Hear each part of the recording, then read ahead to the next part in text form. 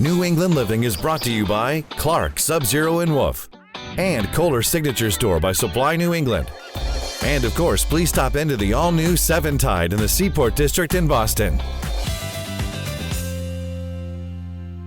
Hi, how are you? I'm well. Good to see you. Nice to meet you. Hi, Beth. Very nice to meet you. Beautiful home. Really magnificent. So tell me a little bit about the home. It's a renovation. It is, and it's actually a very interesting home. It's an historic home, as you can tell. The home was built in 1905, but it's quite an interesting home because it was actually split in half. When they wanted to sell the home in 1950, they thought it was too large to sell as one parcel, one home. So they actually split this home in half, and the second half of the home is right next door. Wow, that's fascinating. Let's start the tour.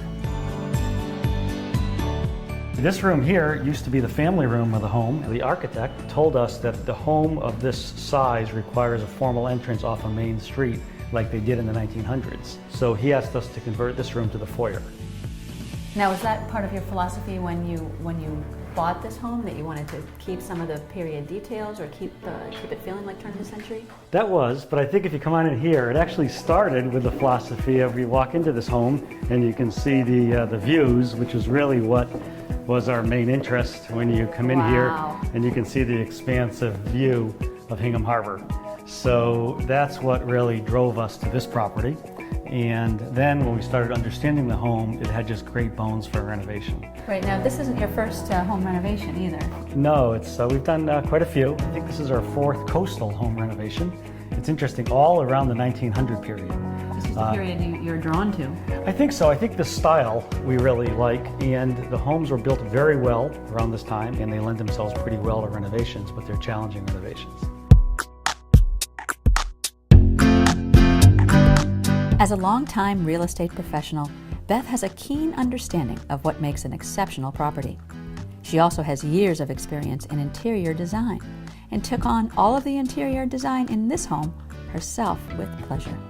So Beth, one of the things I was thinking about when I first walked in here is imagining the way it was before you renovated it. Now, were there a lot of small rooms? Was there wallpaper? What is it? What did it look every like? single room in the house had a different wallpaper from different eras, so it was really hard to imagine what it would look like afterward. But I like to decorate with very little color, as you see when you walk through the house.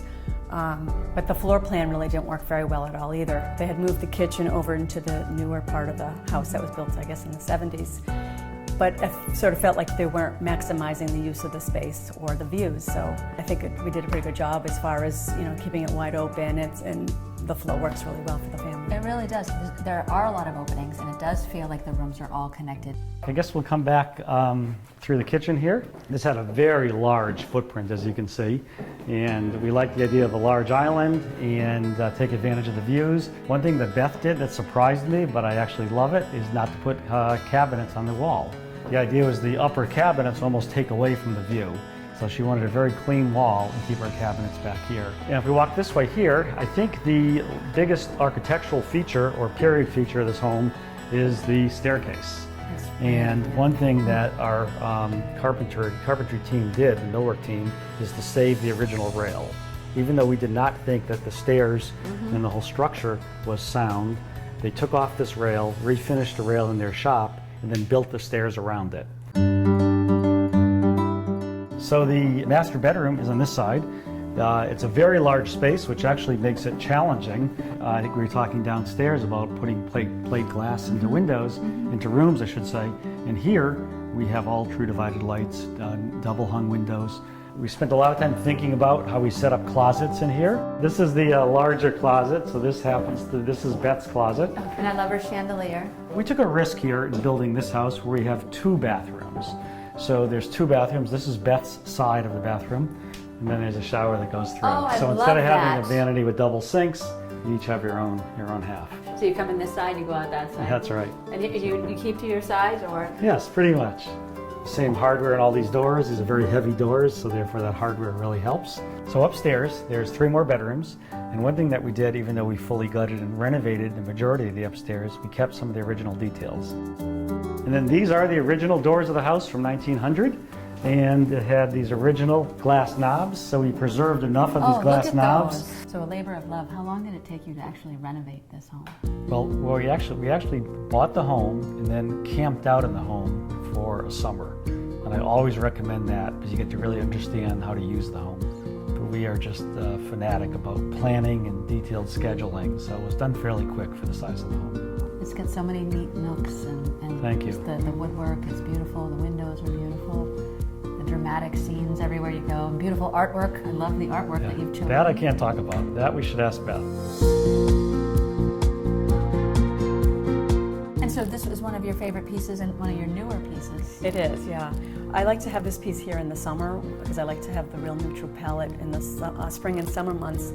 And I sort of feel like it's sort of like looking out the window because there's a submerged island that at low tide starts to rise. So it has the same idea as this painting. Oh, it sort of echoes you. It does. Now this is some color.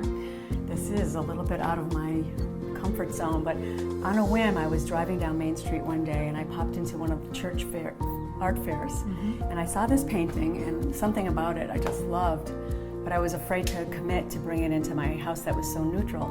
So I spoke to Paige Railsback, the artist, and she said, oh my gosh, I'll take it home, do whatever you want, and she brought it into my house along with 12 other paintings, and I think I ended up buying 5 or 6 pieces from her that day. New England Living is brought to you by Clark, Sub-Zero and Wolf, and Kohler Signature Store by Supply New England. And of course, please stop into the all-new 7 Tide in the Seaport District in Boston.